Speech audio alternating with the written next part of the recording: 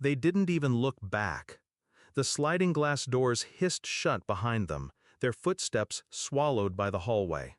I stood there in the harsh fluorescent light, my hand on Grandma's frail arm, watching the people who shared my blood vanish without a word.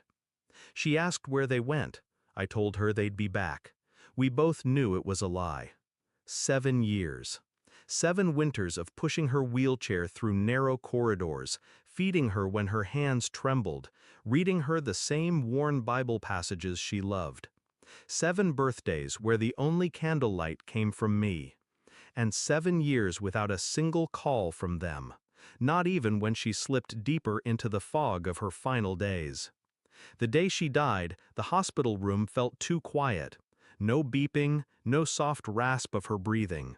Just the hum of the air conditioner and the sound of my own heartbeat. I kissed her forehead, whispered, "Rest now," and promised her I'd handle everything. I meant it. They appeared at the funeral like vultures, all black suits and crocodile tears. My uncle pretending to wipe his eyes. My aunt clutching a designer handbag I knew she'd bought on credit. And my 2 cousins, the ones who never visited, glancing around like they were already appraising the property value of her house. When the service ended, they didn't bother with condolences. They just asked, "When's the will reading?" Their voices were too eager. I told them, tomorrow. I'd spent years preparing for tomorrow. It started the night Grandma told me about the house, the one my uncle had always assumed would be his. She was sharp then, sharper than they ever gave her credit for. She asked me to promise I'd protect what was hers. I promised, and I made sure every legal thread was tight.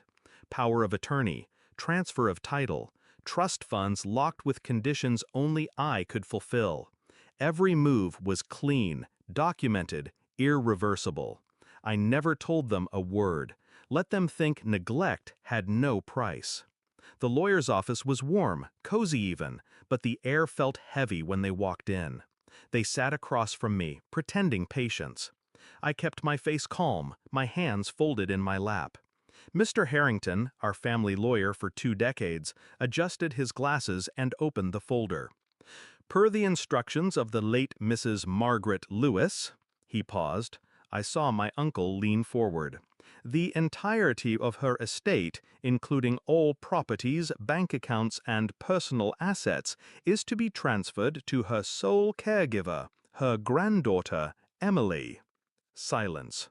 Then, "What?" from my aunt, sharp as a blade. Harrington continued, unbothered.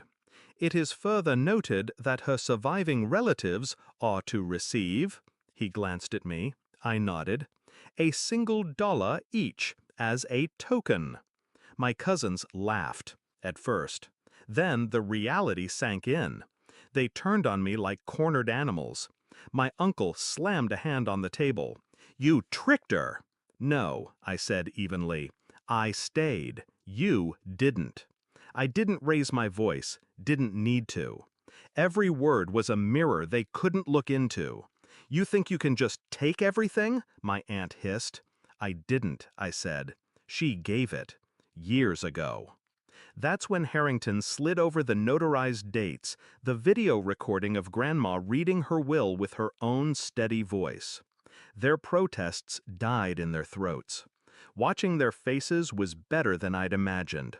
Shock, anger, then something worse, the creeping realization that it was over, that they had nothing.